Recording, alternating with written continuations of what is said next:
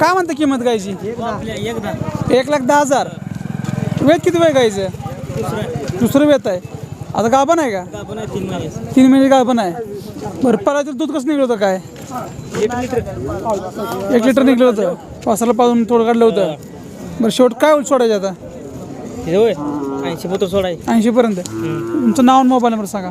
शहर धातेकर मोबाईल 93 56 66 0175.